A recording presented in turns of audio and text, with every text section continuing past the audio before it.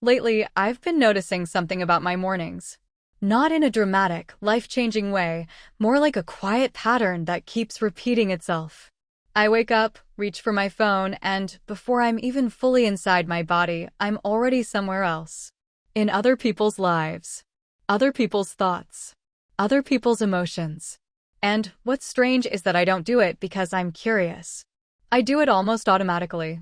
It's like my hand knows where to go before I do. Some days I scroll for 5 minutes. Some days it's 40. And when I put the phone down, I don't feel informed. I don't feel inspired. I feel slightly off. Not tired enough to rest. Not calm enough to focus. Just this low-level buzzing inside my head, like my attention has been stretched too thin and never quite returned. And I started wondering, when did this become normal? When did being constantly stimulated start to feel like a baseline instead of an overload? Because if I'm honest, there are moments where silence now feels uncomfortable, where waiting feels wrong, where my own thoughts feel slow. And that scares me a little. Not in a panic way, more in a quiet, existential way. Because attention is not just something we use, it's something we are. It's how we experience our lives. And lately, it feels like mine doesn't fully belong to me anymore. So today isn't about demonizing phones or pretending we can all just disappear into the woods. It's about being honest. About what happens to a human brain when it's fed constant novelty. About what happens to our nervous systems when they never get to land. About how slowly, without us noticing, our sense of self starts outsourcing itself to a feed that never sleeps. This episode isn't a warning. It's an invitation to notice. Welcome back to Coremates.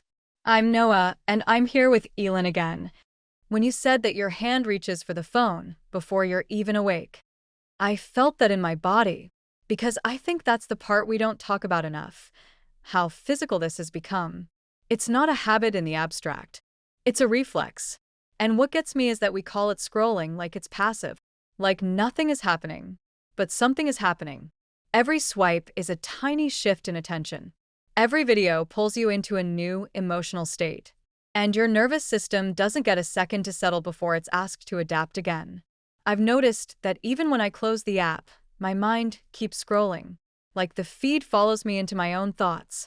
And that's when I realized this isn't just about distraction. It's about how hard it's become to stay with ourselves. When you said that your mind keeps scrolling even after the phone is gone, it made me realize something that's been difficult to articulate, that the device is no longer the center of the issue. It's almost secondary now.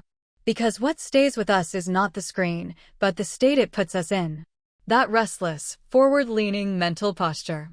That subtle urgency, as if the present moment is always a placeholder for something better, faster, or more stimulating that's supposed to arrive next. And I notice how deeply that posture has settled into my body.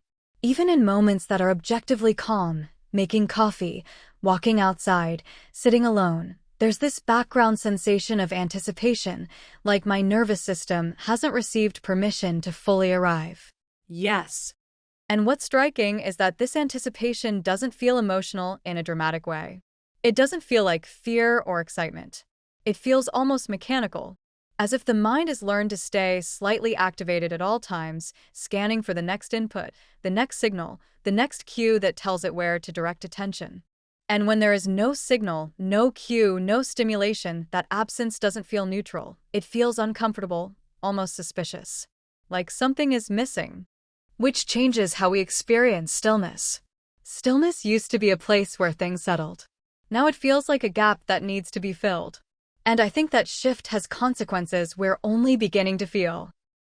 Because when the mind is rarely allowed to rest in one place, it loses its ability to distinguish between urgency and importance. Everything starts feeling equally demanding, equally relevant, equally deserving of attention. And when everything feels important, nothing actually is. There's no hierarchy, no center, just constant movement. I've noticed that this affects how I relate to my own thoughts.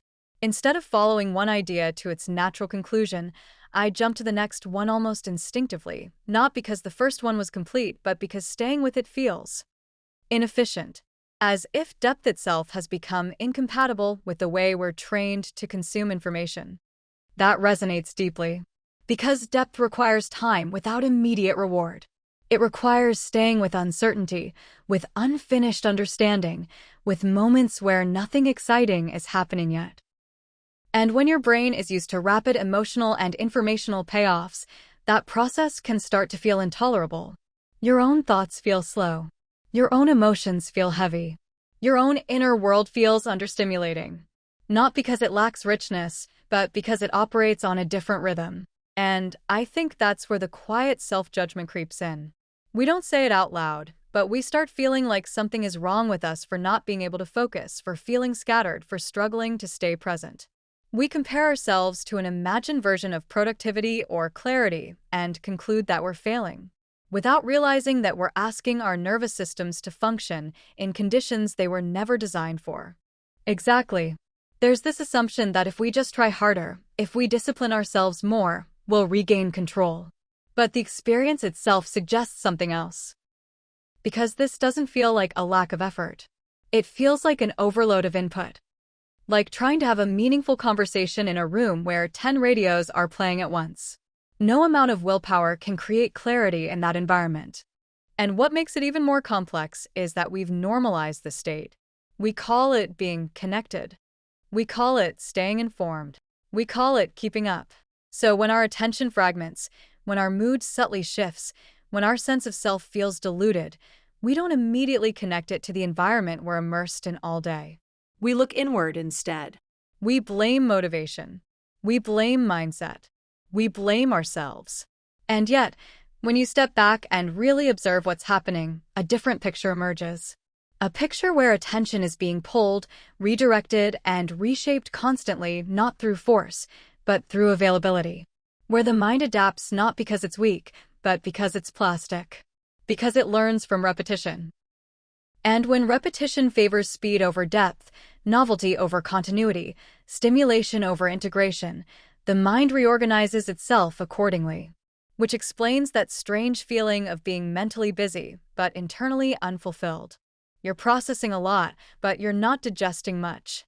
You're aware of many things, but anchored in very little. And that creates a kind of emotional thinness, not emptiness, but lack of density. Like life is happening, but it's not fully landing. I think this is the moment where it becomes important to change the question. Not, what's wrong with me? But, what kind of environment is my mind living in every day? Because once you ask that, self-blame starts to loosen.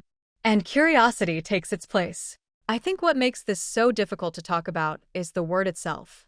Addiction. It immediately brings images of excess, loss of control, dysfunction, something extreme, visible, obvious. And when people hear it in this context, they instinctively pull away because their lives don't look like they're falling apart. They're functioning. They're working. They're social. So the word feels exaggerated. Yes, and I understand that resistance. Because this doesn't look like addiction the way we've been taught to recognize it. There's no single dramatic collapse. No clear rock bottom. It's much quieter than that. It's more like a gradual reorientation of attention, where the mind starts expecting constant stimulation in the same way it once expected rest at the end of the day. Not craving in a desperate way. More like reliance.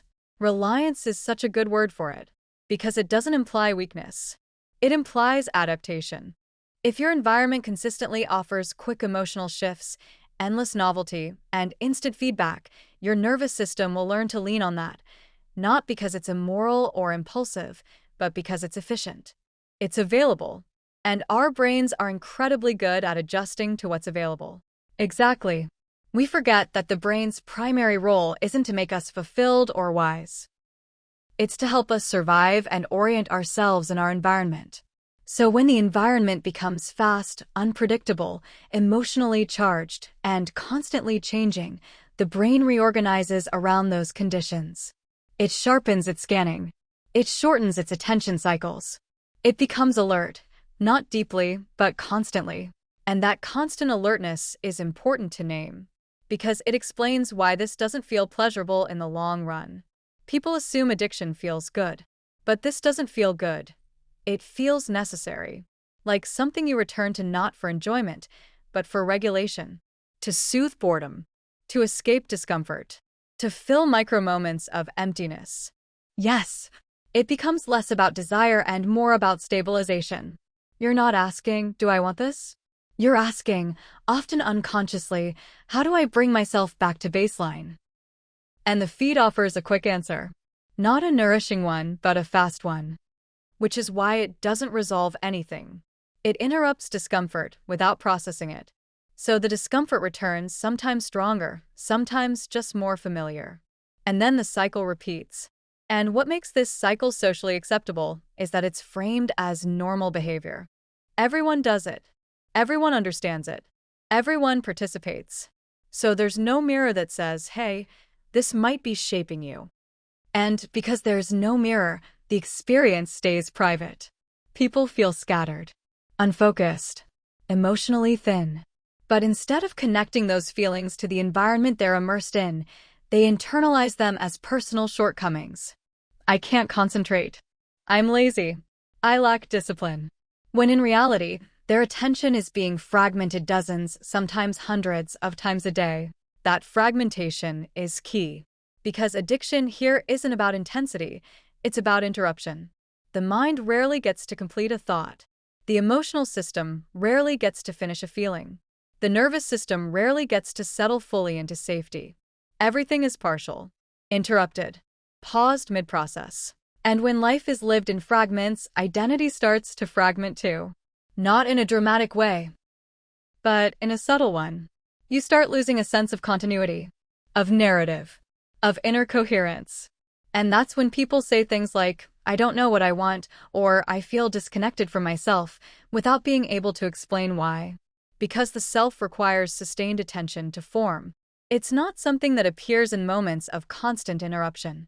It emerges in reflection, in boredom, in repetition, in silence. And when those conditions disappear, the self doesn't vanish, but it becomes harder to hear. Which brings us back to shame. Because when people can't hear themselves anymore, they assume they've lost something essential. They think they're broken. But what if nothing is broken? What if this is simply what happens when a human nervous system is placed inside an environment that never stops asking for attention? That reframing changes everything. Because then the question isn't, how do I control myself better? It becomes, how do I live more consciously inside this environment, without letting it define me? And that's a very different conversation. And maybe that's the most important thing to say here. This isn't about demonizing technology.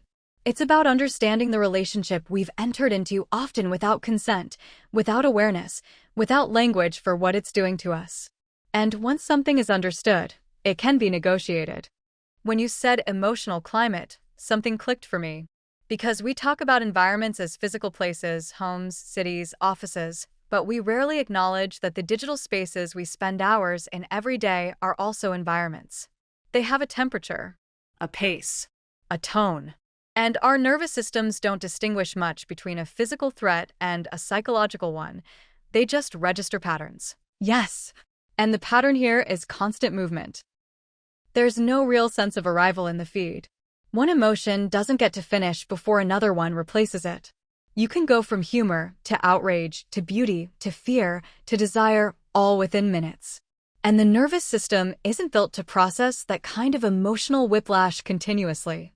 It adapts by staying slightly activated all the time. Which explains that feeling of being keyed up without knowing why. Not anxious enough to panic. Not calm enough to rest. Just alert. As if the body is always waiting for the next signal, even when you're safe, even when nothing is required of you. And when that state becomes chronic, it starts feeling like your personality instead of a response. Exactly. People start saying, I'm just a restless person, or I've always had trouble focusing, without realizing that their baseline has been slowly shifted. The nervous system recalibrates to what it experiences most often. So if it's constantly exposed to rapid change, emotional intensity, and unpredictability, it stops recognizing stillness as neutral. Stillness begins to feel like a loss of signal, which is why silence can feel uncomfortable now. Not peaceful, uncomfortable. I've noticed that even during moments that are supposed to be restful, like lying in bed, taking a walk, sitting with a coffee, there's an urge to add something. Music, a podcast, a screen. As if being alone with the moment is no longer sufficient stimulation for the system to feel okay. And that urge isn't about enjoyment. It's about regulation. It's the nervous system trying to maintain a familiar level of input. And that's important to say, because it removes the moral judgment. This isn't about weakness or lack of depth. It's about conditioning. You expose a system to a certain rhythm long enough, and it will start demanding that rhythm just to feel normal. And what's tricky is that this rhythm looks harmless. There's no obvious danger. You're not running from predators. You're sitting on a couch. But internally, the body is responding as if it needs to stay alert, like it can't fully exhale. And when the body can't exhale, the mind follows, which affects attention in a very specific way. Sustained attention requires safety. You can't stay with one thing deeply if your system believes it needs to be ready to shift at any moment. So focus becomes shallow. Not because you don't care, but because your nervous system doesn't trust that it can stay. That's such an important point, because people often describe this as a loss of discipline or intelligence. But what they're experiencing is a loss of capacity. Capacity to remain with complexity, with nuance, with ideas that don't resolve quickly. And when that capacity shrinks, everything starts feeling overwhelming, even things you used to enjoy. Yes, reading feels harder. Listening feels harder. Thinking feels harder. Not because the mind has deteriorated, but because it's operating in an environment that constantly pulls it away before it can settle. It's like trying to have a deep conversation in a room where someone keeps tapping you on the shoulder. Eventually, you stop trying. And emotionally, this creates a strange disconnect. You're exposed to a lot of feeling, but you're not actually feeling much. There's intensity without intimacy, emotion without integration. And that can leave people feeling numb in a way that's hard to explain because on the surface, they're consuming emotional content all day. Which brings us back to the idea of environment. Because environments shape behavior without asking for permission. They don't need to convince you. They just need to be consistent. And when the dominant environment of your day is one that prioritizes speed, novelty, and reaction, your nervous system reorganizes around those values, even if consciously you want something else. That's the quiet conflict people are living with. They crave depth, presence, meaning. But they're living inside an environment that rewards interruption, comparison, and constant engagement. So there's this internal tension, wanting slowness while being trained for speed, wanting connection while being conditioned for stimulation. And that tension is exhausting, because it's invisible. There's no clear enemy, just a body that feels slightly off, and a mind that struggles to land. And until we recognize that this isn't happening inside us, but around us, it's very hard to respond with compassion. I think that recognition alone, that our nervous systems are responding intelligently to an overwhelming environment, can be incredibly relieving. Because it shifts the question from what's wrong with me to what does my system need in order to feel safe again? When you asked what the nervous system needs to feel safe again, my first thought was attention, but not in the way we usually mean it. Not attention as productivity or focus. Attention as orientation. Because once your attention is constantly being pulled outward, it doesn't just affect how you think, it starts affecting how you know who you are. Yes. And that happens so quietly. There's no moment where you decide to outsource your sense of self. It just starts shifting.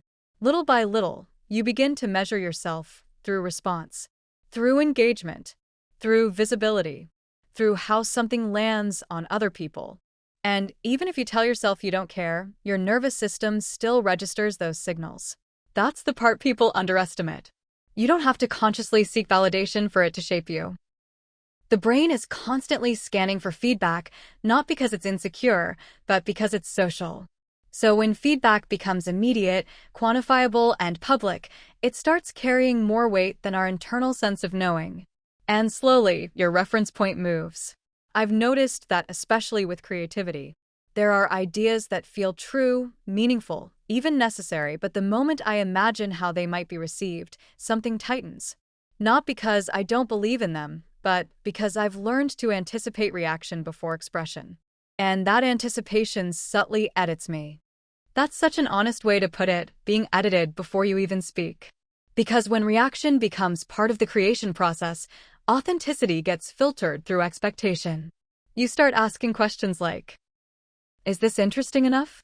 Is this clear enough? Will this be understood, liked, shared? And those questions don't come from ego.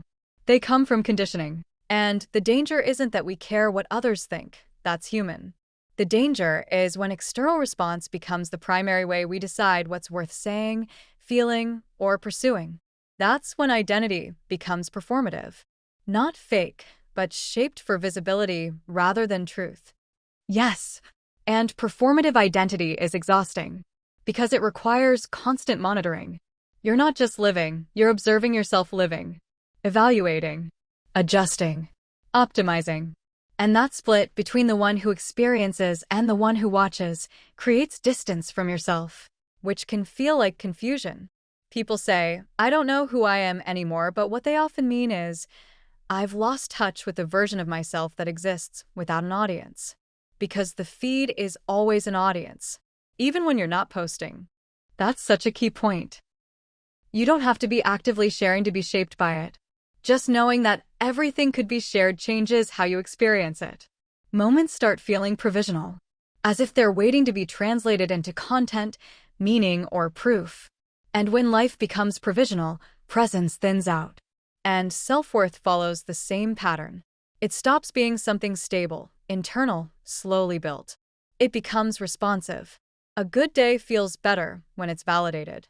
A bad day feels heavier when it's invisible. And even when you're aware of this intellectually, your body still reacts. Because the nervous system doesn't deal in concepts, it deals in signals. Which is why people can feel confident one moment and strangely inadequate the next, without anything concrete changing. The signal changed. The comparison shifted. The feed presented a different reference point. And suddenly, your sense of self recalibrates, not because you chose to doubt yourself, but because you were exposed to a different emotional landscape. That landscape is intense, highly curated, highly selective, highly emotional. And the brain doesn't register curated, it registers real. So comparison hits deeper than we expect. Not in a conscious, jealous way, but in a quiet erosion of enoughness. And that erosion is dangerous precisely because it's subtle. You don't feel crushed. You feel slightly behind, slightly insufficient, slightly unfinished. And that feeling keeps you reaching outward for inspiration, validation, orientation instead of inward. Which brings us back to that original question. Who are you when there's no feed reflecting you back to yourself? When there's no immediate response, no metric, no comparison, just your own experience unfolding at its own pace. That question can feel uncomfortable because many of us haven't spent much time there lately. But it's also where something solid lives. Something that doesn't fluctuate with engagement. Something that doesn't need to be seen to be real. And maybe that's why stepping away, even briefly, can feel disorienting. Because you're not just stepping away from stimulation. You're stepping back into yourself. What you just said about feeling slightly behind, that's the part one think people struggle to explain the most. Because it's not despair. It's not panic. It's more like a quiet, persistent sense that everyone else is moving forward while you're somehow lagging. Even when, logically, your life hasn't actually stalled. And that feeling doesn't come from one comparison. It comes from thousands of small exposures. Yes. And what makes it especially destabilizing is that those exposures are fragmented. You're not seeing whole lives. You're seeing highlights, conclusions, outcomes, without the process, the doubt, the boredom, the confusion that led there. So your nervous system starts absorbing a distorted picture of reality. One where everyone seems more certain, more successful, more aligned, more together than you feel inside. And the mind fills in the gaps. It assumes continuity where there is none. It tells a story that says, this is how life is supposed to look, and I'm missing something. Not because you consciously believe it, but because repetition creates familiarity, and familiarity creates perceived truth. which affects mood in a very specific way. It doesn't necessarily make people sad. It makes them restless, dissatisfied, like something is off, but they can't locate where. They start questioning their choices, their pace, their desires, not from clarity, but from comparison. And that questioning can feel productive at first, like self-reflection. But over time, it turns into self-doubt, because the reference point keeps shifting. There's always someone doing more, faster, better, or at least appearing to. So the internal sense of enoughness never quite lands. And I've noticed that this creates a kind of emotional vigilance. You're always checking yourself against an invisible standard.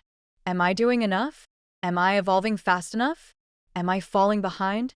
And that vigilance keeps the nervous system slightly activated, not in fear but in evaluation, which is exhausting. Yes, it's like living under constant performance review, even when no one is actively judging you. And the irony is that this anxiety doesn't motivate in the long term. It drains. It makes people hesitant, less creative, less willing to move slowly or imperfectly. Because imperfection feels riskier when everything is visible. When comparison is constant, mistakes feel amplified.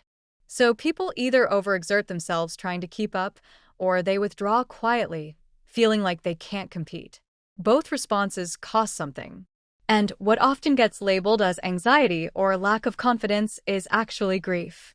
Grief for a sense of inner stability, for a time when progress wasn't constantly measured against others, when your pace could be your own.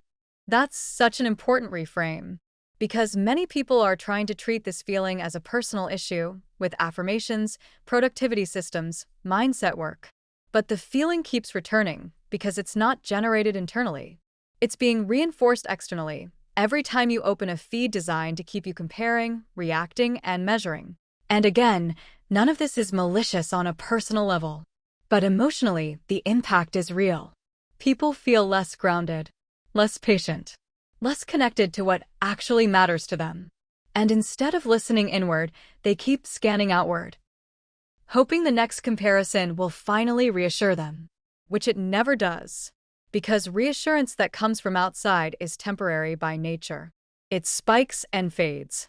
And the nervous system learns to chase it, not because it's greedy, but because it's seeking relief. Relief from that low-level anxiety that hums beneath the surface. Not loud enough to demand attention, but persistent enough to shape behavior. I think that's why so many people say they feel anxious for no clear reason. Because the cause isn't a single event. It's an atmosphere.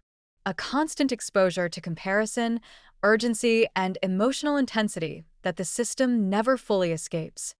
And when anxiety becomes atmospheric, it's very hard to locate and even harder to soothe without changing the environment itself. You know what I keep coming back to every time this topic comes up? That sentence people throw out so casually, just log off. It sounds clean, responsible, almost enlightened. But the more I sit with it, the more I realize how disconnected that advice is from how life actually works now. Because logging off isn't just a behavioral choice anymore. It's not like deciding to skip sugar or stop drinking coffee. For many people, logging off means stepping away from visibility, relevance, opportunity, and sometimes even belonging. Yes. And that's the part people rarely acknowledge. We talk about the digital world as if it's optional, when in reality it has become an extension of our social nervous system. Work emails, Group chats, creative inspiration, news, cultural language. Even friendship maintenance now happens there. So when someone says just log off, what they're really suggesting is a form of social withdrawal, whether they mean to or not. Exactly. And the nervous system doesn't interpret that as freedom. It interprets it as risk. Risk of missing out. Risk of being forgotten. Risk of falling behind, professionally, socially, culturally. So instead of calming down, the body tightens, which is why that advice often fails the people who need help the most. Because if someone is already overstimulated, anxious, or exhausted, their system is already operating from a survival state. And from that place, withdrawal feels dangerous. So the instruction becomes impossible to follow, and then quietly turns into shame. Yes, shame creeps in so subtly. People start thinking, everyone else can control this. Why can't I? They frame the problem as a lack of discipline, rather than an environment engineered to override restraint. That internalization is devastating. It shifts attention away from the system and turns it inward as self-blame. And once shame enters the picture, it strengthens the loop. Because shame doesn't reduce compulsive behavior. It feeds it. When people feel ashamed, they seek relief. And the feed is very good at offering quick relief, distraction, validation, numbness, stimulation. So the cycle deepens. That's why I'm skeptical of extreme solutions. The digital detoxes, the dramatic exits, the declarations of being above it. They often work for a moment, especially when someone is running on adrenaline and idealism. But then real life comes back. And when they inevitably return, the relapse doesn't feel neutral. It feels like failure. And failure hardens into identity. Instead of "this environment is overwhelming," it becomes "there's something wrong with me." Which is incredibly convenient for the system, because a person who blames themselves doesn't question the structure. Exactly. And there's something else that bothers me deeply about the "just log off" narrative. It ignores how human beings actually change. We don't change through restriction alone. We change through safety, understanding, and replacement. You can't remove a regulating tool without offering another form of regulation. Yes. Humans don't detach from systems unless something else is there to hold them. Attention doesn't simply disappear. It seeks a new home. And if the offline world feels empty, isolating, or emotionally thin, the feed will always pull stronger, no matter how much willpower someone has. That's such an important point. For many people, the feed isn't just a distraction. It's where they feel seen, where they feel inspired, where they feel less alone. So telling them to step away without addressing why they're there in the first place is unrealistic and, honestly, a little cruel. It's also intellectually lazy, because it simplifies a complex psychological and social phenomenon into a personal choice problem, as if awareness alone solves it. But awareness without compassion becomes pressure. And pressure is already what people are drowning in. Which is why I think the real conversation isn't about quitting. It's about renegotiating the relationship. Learning how to stay connected without being consumed. Learning how to participate without dissolving. And that renegotiation starts with asking better questions. Not, "why can't I stop?" But, "what does this give me when I feel depleted?" Not, "how do I control myself?" But, "what does my nervous system need that I'm outsourcing to a screen?" Those questions shift the tone entirely. They move us from judgment to curiosity. And curiosity is regulating. It softens the system instead of activating it. There's also grief in this conversation that we don't talk about enough. Grief for a time when attention wasn't fragmented, when boredom existed, when presence wasn't constantly interrupted. You can't just log off from that loss. You have to mourn it. Yes, and mourning takes time. It requires slowness. It requires honesty, which is ironic. Because slowness is exactly what the algorithm doesn't allow. So maybe real freedom doesn't begin with exit strategies. Maybe it begins with learning how to stay while protecting something sacred inside yourself. Your focus, your emotional rhythm, your sense of self that exists beyond reaction. Not disappearing, not rejecting technology entirely, but refusing to let it dictate the tempo of your inner life. And that's a much harder path than just log off. But it's also a far more human one. There's something that feels even more delicate than attention in all of this, and that's identity. Because at some point, the feed stopped being just something we look at and started becoming something we measure ourselves against.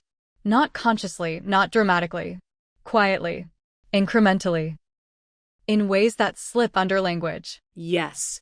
And I think that's why people struggle to articulate what feels so destabilizing about it. It's not just comparison. That word feels too shallow now. It's more like a constant mirroring, where your sense of who you are is subtly shaped by what gets rewarded, amplified, or ignored. You start learning what parts of yourself land, and what parts disappear. And that learning doesn't stay on the screen. It follows you offline. You notice it in how you phrase your thoughts, in which emotions you soften and which ones you exaggerate, in how you start pre-editing yourself before you even speak. At some point, self-expression turns into self-optimization, which is exhausting because optimization has no finish line. There's always someone clearer, braver, more aesthetic, more healed, more productive. So instead of asking, "Is this true for me?" people start asking, "Will this perform?" And that shift is subtle enough to feel normal, until you realize how much of yourself you've flattened to stay legible. I've noticed that especially with emotions. Certain feelings are allowed to exist publicly: sadness that's poetic, vulnerability that resolves quickly, anger that's polished into insight.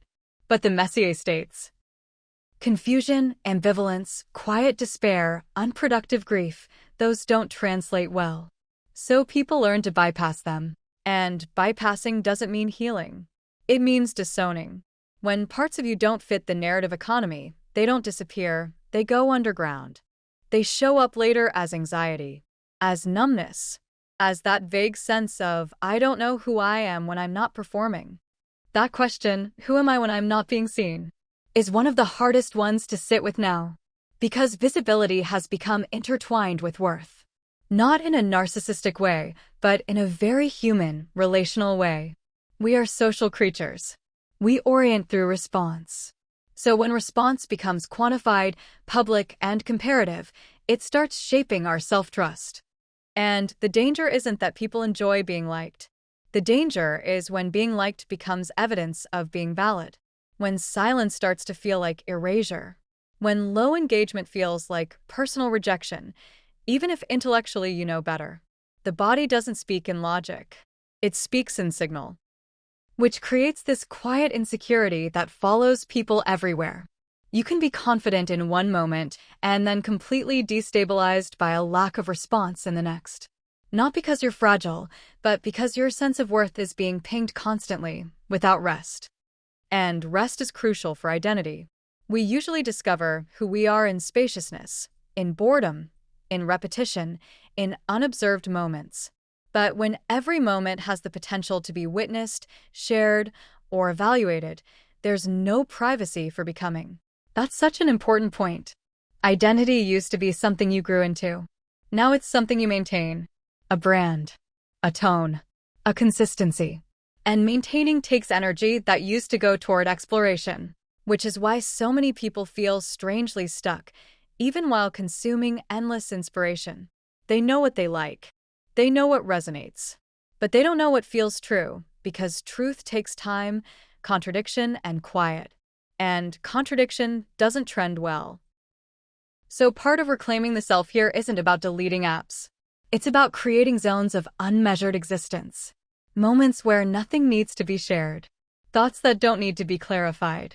Feelings that don't need to resolve into insight. Yes. Spaces where you're allowed to be unfinished. Where your worth isn't echoed back to you, but felt internally, through continuity. Because when you rely less on external confirmation, something stabilizes. Not confidence in the loud sense, but coherence. Coherence is the word. That sense of, I recognize myself across different states. Even when I'm dull. Even when I'm unsure. Even when I'm not impressive. And that recognition becomes protective. It makes you less reactive to the feed, not because you don't care, but because it no longer defines the edges of who you are. Which brings us to a really uncomfortable truth. The algorithm doesn't just steal attention. It quietly reshapes identity, unless we intervene. Not aggressively, but intentionally. By choosing depth over display, continuity over performance, and self-knowledge over constant feedback.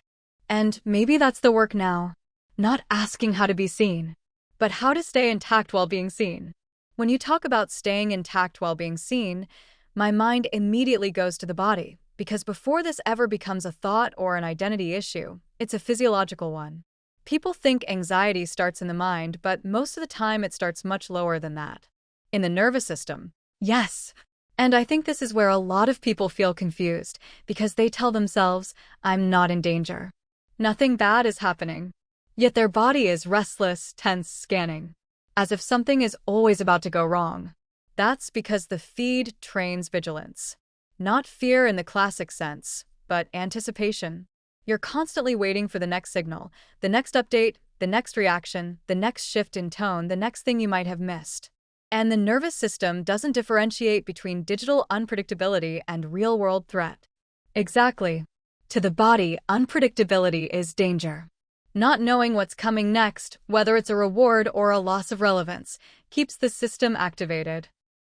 So even when you put the phone down, the body stays online. I notice this in how people struggle to settle. They're technically resting, but internally they're braced. Their breathing is shallow. Their jaw is tight. Their attention keeps jumping. And they interpret that as personal failure, like they don't know how to relax, when really, they've been trained not to. The feed conditions quick shifts, from humor to tragedy, from validation to comparison, from intimacy to outrage, all within minutes. The nervous system never completes a full emotional cycle. There's no resolution, only interruptions. Which is such an important point. Emotions are meant to rise, peak, and fall. But when they're constantly cut short by new stimuli, they stay unfinished. And unfinished emotions don't disappear, they accumulate. That accumulation is what people feel as background anxiety. Not panic. Not crisis. Just this low-grade hum of unease. Like something is off, but you can't name what. And because it's subtle, people push through it. They normalize it. They think this is just what adulthood feels like now, busy, distracted, slightly overwhelmed. But the body keeps score. I remember noticing this in myself during quiet moments. I'd sit down with a coffee, no urgency, no tasks, and instead of feeling calm, I'd feel restless. Almost uncomfortable with the absence of stimulation. That's when it clicked for me. My nervous system had learned to associate stillness with danger. That's such a revealing moment. Because stillness used to be the place where regulation happened. Now, for many people, stillness feels like withdrawal. Like something is missing. And withdrawal creates anxiety. So people reach for the feed again, not because they're bored, but because they're dysregulated. The phone becomes a regulator. Which is where the addiction language starts to make sense, without blame. It's not about lack of discipline. It's about nervous systems searching for relief. Relief from unpredictability, from self-awareness, from unprocessed emotion. And the relief works briefly. That's the cruel part. The feed does calm you down for a moment. It distracts. It numbs. It gives your brain something familiar to hold on to. But familiarity isn't the same as safety. Safety requires consistency, slowness, and completion. The feed offers none of that. So the body stays half-regulated at best. Which explains why people feel simultaneously overstimulated and undernourished. So much input, but very little grounding. So many emotions, but no space to digest them. And that's when anxiety starts to leak into daily life. Into conversations where people can't fully listen. Into relationships where presence feels effortful. Into sleep that never quite restores. Sleep is a big one. The nervous system doesn't power down easily when it's been trained to expect interruption. Even at night. And when the body doesn't rest, the mind becomes more fragile, less patient, more reactive, more prone to comparison and self-doubt. It's a loop. Which is why this isn't about demonizing technology. It's about recognizing that our bodies evolved for a very different rhythm. One where attention had time to settle. Where emotions had endings. Where silence wasn't threatening. So part of healing here isn't intellectual at all. It's somatic. It's about reintroducing experiences that tell the body, you are not being chased. Moments without novelty. Conversations without multitasking. Days that don't need to be documented. And that can feel uncomfortable at first because calm feels unfamiliar. But unfamiliar doesn't mean unsafe. It just means new. Which brings us to an important transition. Once people understand how deeply the feed affects their body, the next question isn't, how do I quit? It's, how do I come back? Back into my body. Back into time. Back into a pace that doesn't cost me my nervous system. And that's where the conversation shifts, from diagnosis to responsibility. Not responsibility as pressure, but responsibility as choice. I think this is the point where people usually expect a list. rules, detoxes, 30-day challenges that promise clarity and control. And honestly, that expectation already tells us how exhausted we are. Yes, because we've been taught that the solution to overwhelm is more effort, more discipline, more optimization, more proving that we're strong enough to override our impulses. But attention doesn't respond well to force. It responds to safety. Exactly. You can't bully your nervous system into calm. If anything, extreme rules often recreate the same pattern we're trying to escape. Rigidity, pressure, self-surveillance. So reclaiming attention isn't about becoming purer or stricter. It's about becoming more honest. Honest about what actually fragments you. Not in theory, but in practice. Which moments pull you out of your body? Which habits leave you more scattered than before? Which forms of consumption feel like nourishment and which feel like erosion? And those answers are deeply personal. What dysregulates one person might genuinely support another. So instead of universal rules, I think the real work starts with noticing patterns without judgment. That non-judgment is crucial, because shame collapses awareness. The moment you tell yourself, I shouldn't be like this, curiosity shuts down. And without curiosity, nothing changes. For me, reclaiming attention began with very small, almost invisible choices. Like not opening my phone immediately in the morning. Not as a rule, but as an experiment. Just to see what my mind did when it wasn't immediately filled. And what did you notice? At first, discomfort. A vague restlessness, like something essential was missing. But underneath that, there was also clarity. Thoughts came slower, but they felt more like mine. That's such a key distinction. Speed feels productive, but slowness reveals ownership. When attention slows down, you can tell which thoughts are echoes and which ones are original. And originality isn't about being clever. It's about being connected. Connected to your own pacing, your own associations, your own emotional rhythm. Which is why rituals matter more than restrictions. Rituals create predictability. They tell the nervous system, you know what comes next. And that sense of continuity naturally stabilizes attention. Something as simple as drinking coffee without scrolling. Or walking without headphones. Or letting silence exist in a room without filling it. These moments seem insignificant, but they rebuild tolerance for presence. Presence is like a muscle that's been underused. At first, it trembles. People think something's wrong because they feel uneasy when things get quiet. But that unease is just sensation returning. And the instinct is to escape it. To reach for stimulation. But if you stay gently, something else emerges. A settling. A sense of depth. That's when attention stops being something you manage and becomes something you inhabit. You're no longer chasing it. You're resting inside it.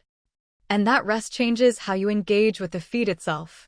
You don't need to eliminate it to relate differently to it. You can start noticing when you're reaching for it from curiosity versus from avoidance. Avoidance is the key word. Most compulsive scrolling isn't about desire. It's about not wanting to feel something, boredom, loneliness, uncertainty, fatigue. So when you can sit with those states for even a few seconds longer, the grip loosens. Not dramatically. Not all at once. But enough to create choice. And choice is where freedom begins. Which brings us to something important. Reclaiming attention isn't about withdrawing from the world. It's about deciding how you participate. Yes, it's about refusing to live entirely in reaction. About choosing depth even when speed is rewarded. About protecting inner space without becoming isolated or rigid.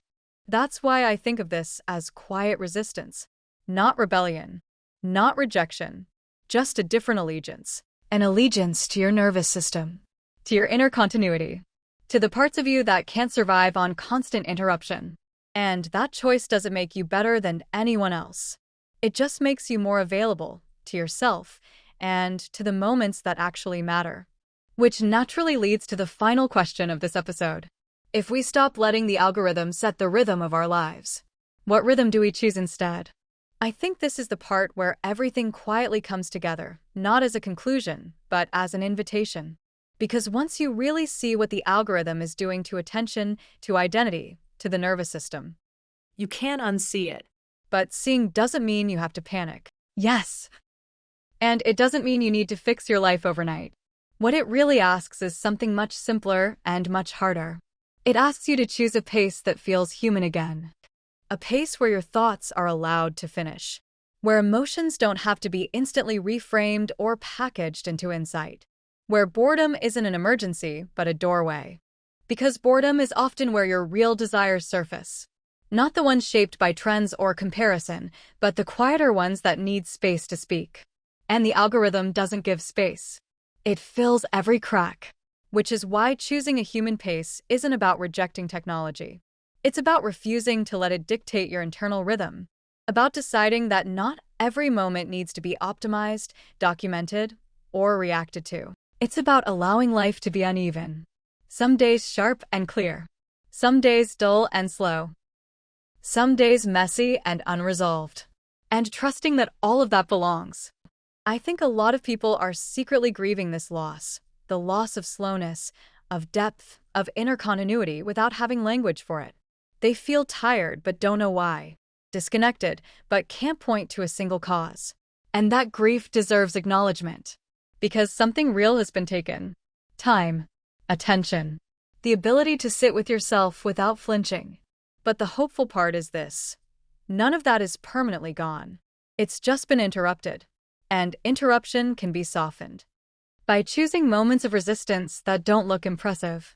Putting the phone face down during a conversation. Letting a thought wander without capturing it. Ending the day without scrolling yourself into numbness. These aren't aesthetic choices. They're regulatory ones. They teach your body that it's allowed to land. And when your body lands, your mind follows. You start noticing again. Subtlety. Nuance. Your own internal signals, which slowly rebuilds trust.